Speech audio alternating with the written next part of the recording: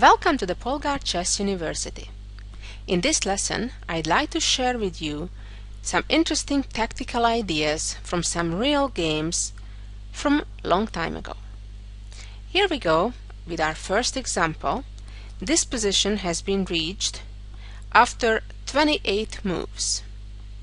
At the moment, we can see that as of piece is concerned, it's even though white has a pair of bishops versus black's pair of knights. Also, when it comes to pawns, each side has 5 pawns. So materially speaking, there is a full, complete balance in the position. Another important thing to notice in the position is that the black king lost its right to castle for the game, as it already has moved. The next thing to be aware of is that black has just moved the queen to a2, offering the exchange of the queens, in which case, if the queens would be off the board, the importance of the fact that the black king can no longer castle would not be as important anymore. So, the question is, what should white do next?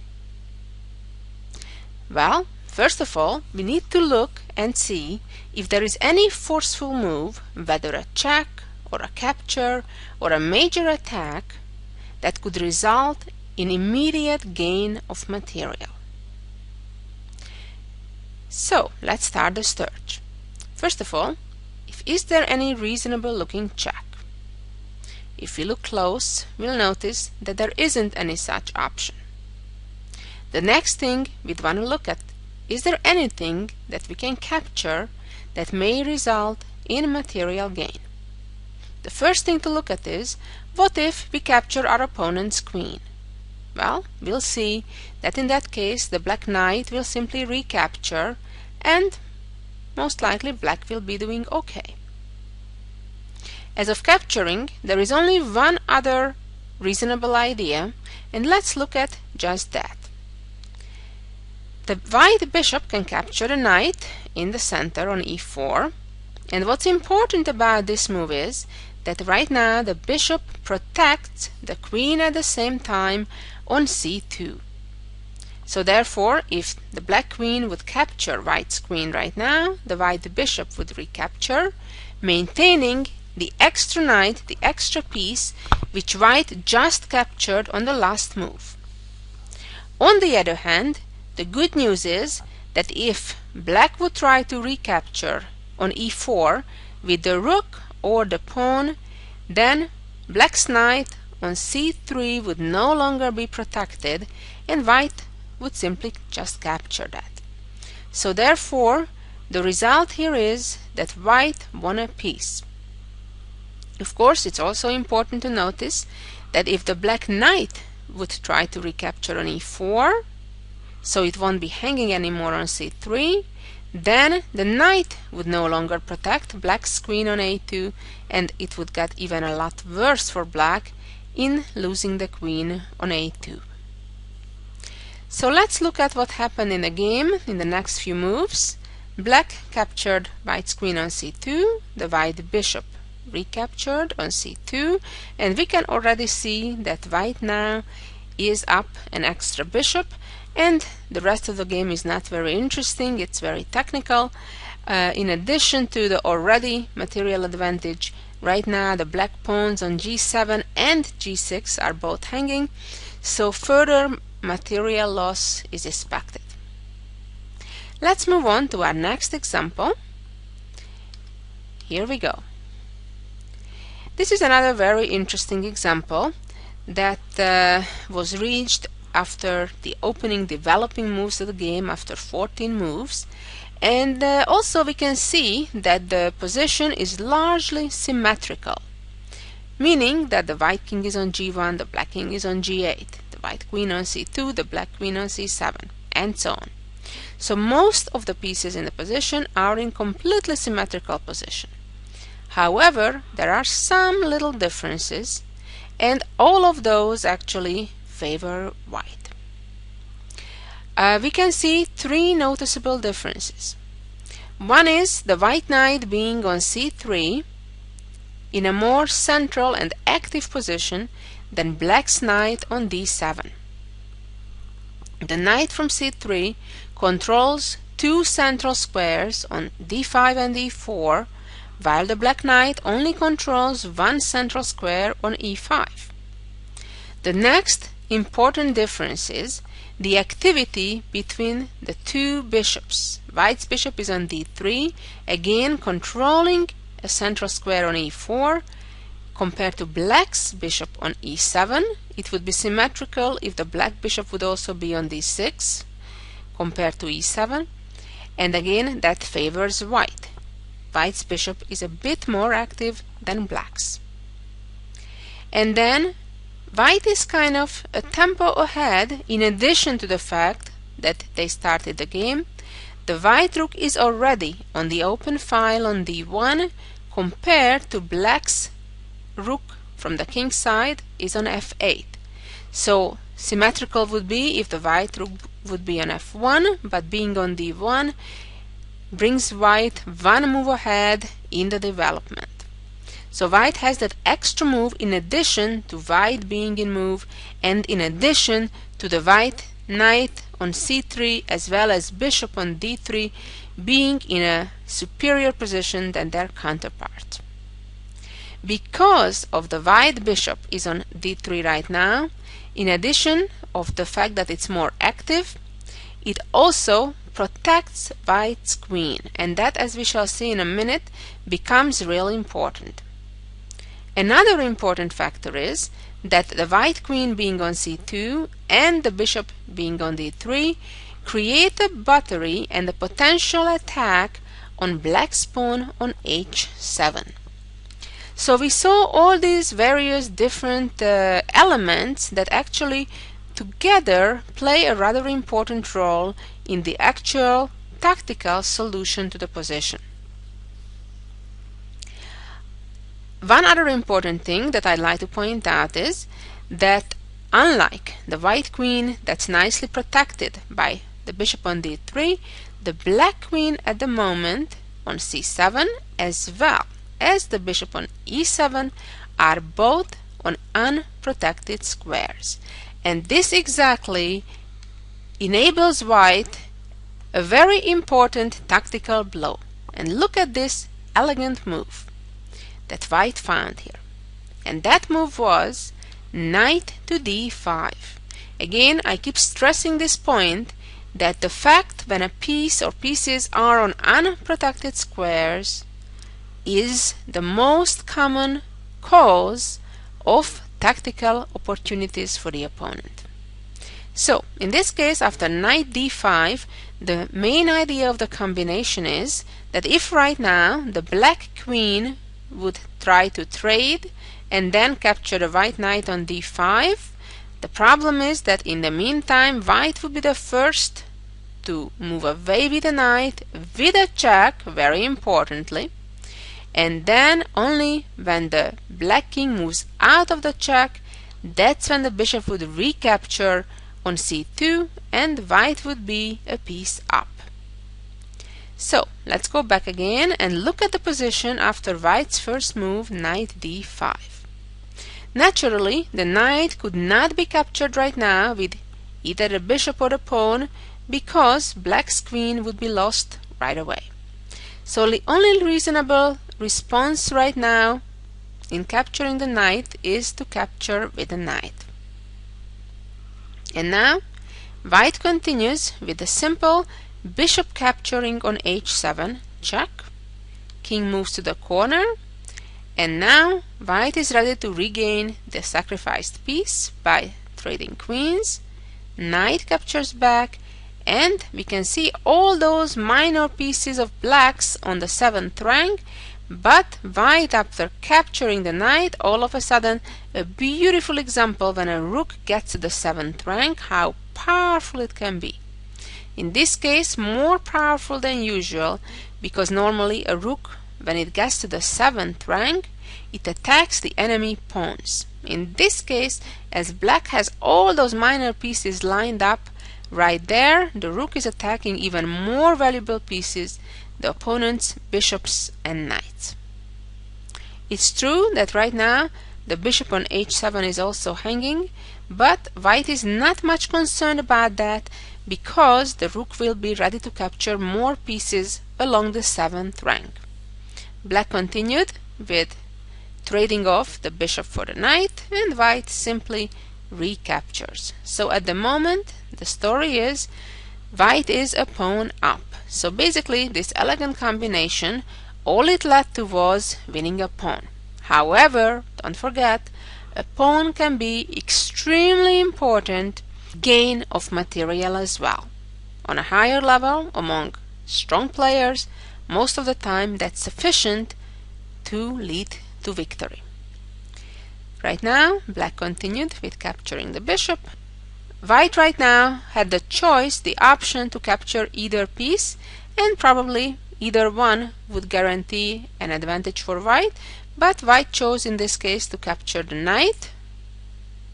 And now bishop moved away to d6, and the rook went to c6, attacking black's bishop, and white soon won the game and converted the extra pawn to victory. And let's move on again to the next example, which came from a game of no other than Alexander Alekhine. In this position, black has just moved the pawn from f7 to f5, and that's something very important to point out in this case. Remember, black just moved the f7 pawn to f5. I hope you understand why I'm stressing that point and why that needs to be pointed out. Well, the point is that because that was black's very last move, white has an additional opportunity than they would otherwise.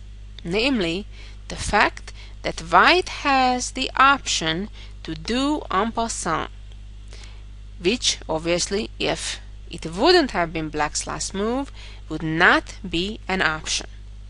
So right now, the correct move for white is to do just that, do en passant, and whenever black recaptures right now, and he did with the bishop, then white is ready to use the tactic of the fork and immediately play f5 with gain of material.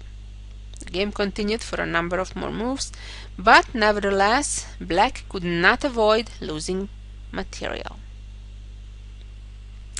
After this example, which wasn't that complicated, however, was important to remember about the opportunity of the en passant, now we move on to another famous game of Alekhine that he played against Nimzowitsch. Well, this game is very famous for two things. One is that how important and how beautifully pins can be used. And this is one of the most ultimate examples of the pin, whereas we can see not only the white bishop is pinning black's knight on c6, but also the white major pieces, the queen as well as the two rooks, are pinning that same knight along the c file. And interestingly, there is another completely different element that plays an important role in this picture. And unexpectedly, at least it's unexpected for a position with so many pieces still on the board, and that element is the Zugzwang. The Zugzwang is a very typical pattern that we see in many endgames. In fact, many endgames, including pawn endgames and other endgames, are based largely on the motif, on the pattern of Zugzwang. Zugzwang, as you know, means that a side needs to make a move. It's not an option to make a move, but it's an obligation to make a move. And because of that obligation, that side needs to make a losing move, a move that loses material or allows the opponent to give checkmate. If that other side would have the option not to move, to say I pass, as we can do in card games, they would do okay. But as we know in chess, that's not an option.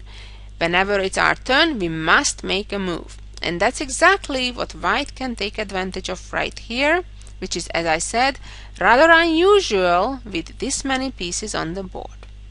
So in this game, Alekhine played a move which is typical for putting the opponent in Zugzwang, a move that pretty much doesn't change much of the essence of the position, but kind of keeps things the way they are right now as of the important elements concerned. And it's very common to make a little pawn move, or sometimes it's a waiting move with a king. So right now black's problem is that the knight from c6 cannot move because obviously the queen would be lost. The problem is with the knight on e7, it cannot move either because it is needed to be there to protect the other knight. It's clear that the rook from c7 cannot move because the only free square it could move to, obviously the white pawn controls from a6.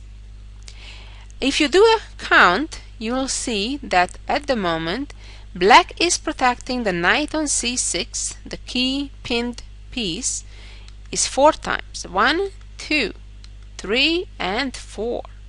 And white is also pressuring the knight exactly 4 times. So as long as this balance remains 4 versus 4, black is holding on to his knight and to the game. However, if any of these 4 pieces would need to step away from protecting the knight on c6, that pretty much would be the end of the knight as well as of the game. So with that explanation, it's clear that if the knight moves from e7, the other knight on c6 would be lost, and also if the rook from c8 would try to move away, it is the same problem, because black would lessen the number of protective pieces of the knight on c6 to 3, and therefore white would simply capture the knight and win a piece.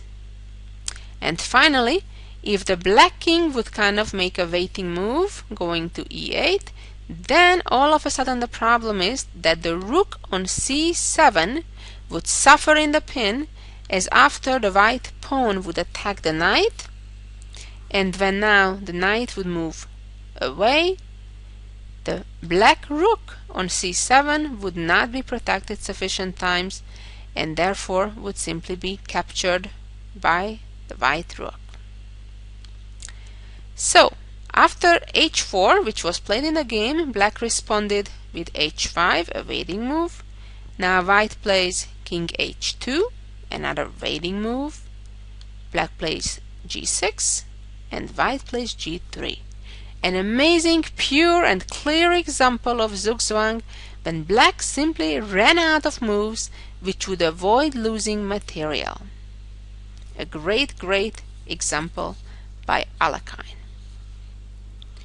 And now let's move on to our next example, which is this position. If we look at the material count, we'll notice that it's a complete balance. Now let's look at other elements in what's going on this position. We can see that white has a pair of bishops versus black's bishop and knight, which of course is a great thing.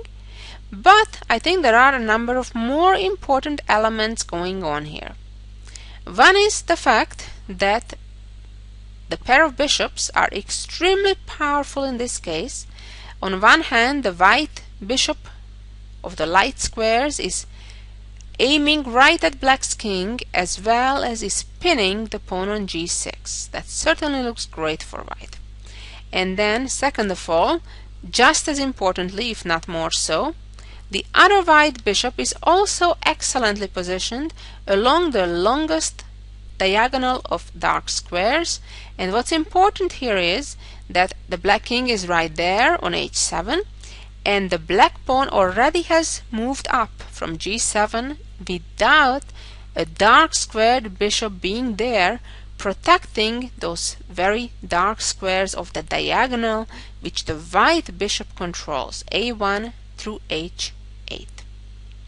So with all that said, white clearly has the initiative and the attack.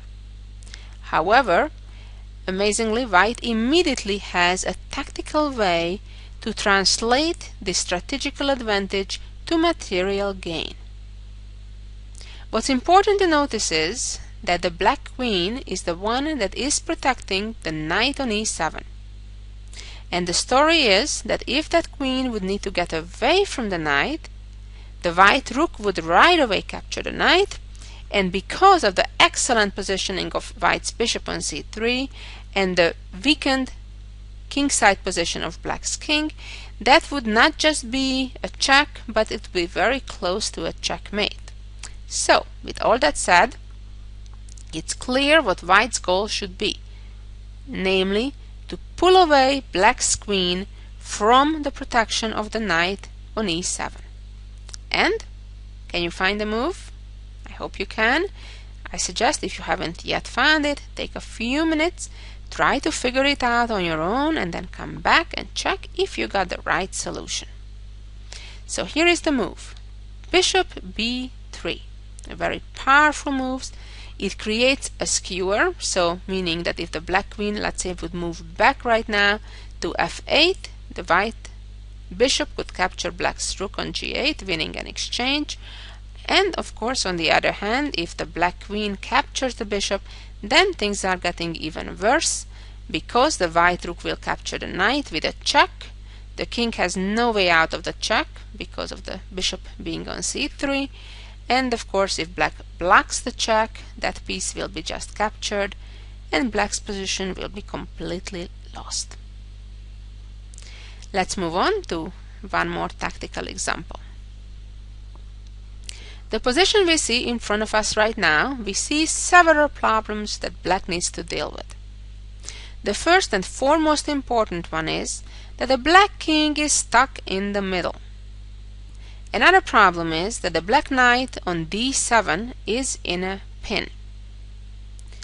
The next problem is that black has a ruined pawn structure on the king side, so therefore the black king not only that is stuck in the middle right now, it has no hope, no potential to even sometime castle in the future to a safe place.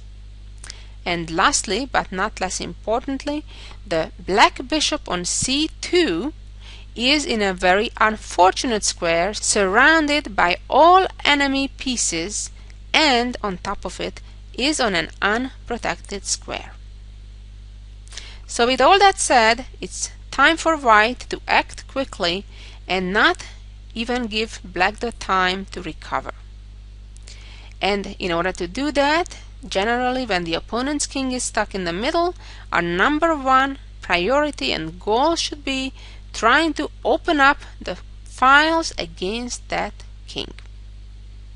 And this is exactly what white did by right now immediately pushing the pawn to d5, trying to open the position. This is a pawn sacrifice, which of course if black doesn't accept, then the position gets opened anyway by the trade on e6.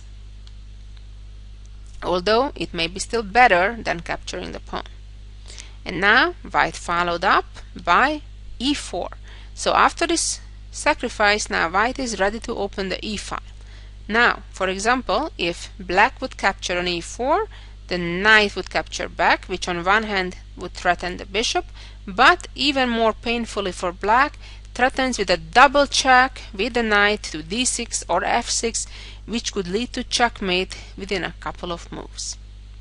Now, if bishop captures, queen captures with check, and if the queen blocks the check, the best option for white is to develop with the bishop, force the exchange of queens, and now black cannot avoid the loss of material, as if the bishop blocks, white can simply go after that bishop a second time with attacking it with the rook or bishop d6, or alternatively if the king moves out to d8, then we use the pin on the d file by simply playing rook d1 and black's knight will be lost.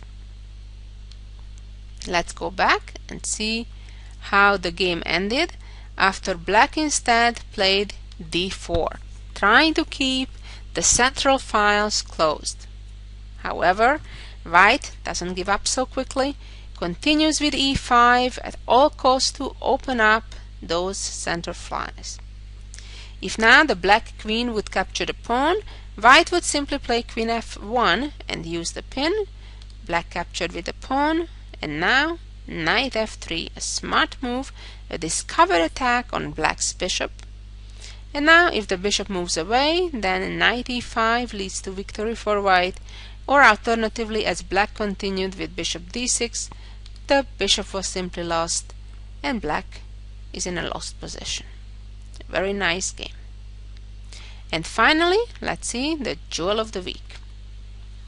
Here we go. In this position, at the first glance, it seems that white is totally lost, as black still has the queen on the board and only has less than a knight of compensation. However, if you look at it more carefully, hopefully you'll find the amazing escape, the saving combination to draw the game. Good luck in finding the solution. And here the key word is stalemate. In order to force black into a stalemate position, white needs to give up both the bishop and the knight. However, it's very important how to make sure the black queen is being forced to this position. So now we already can see that the white king has no place to go. So now all white needs to do is to give up the knight as well. And that's exactly what white did. Knight f4, forking the black king and queen. If bishop takes, we're in stalemate. Or alternatively, if black does not take it but moves the king out of the check, then knight captures queen, and the simplest way to draw the game after this, to just give up the knight for black's last pawn other than the rook pawn.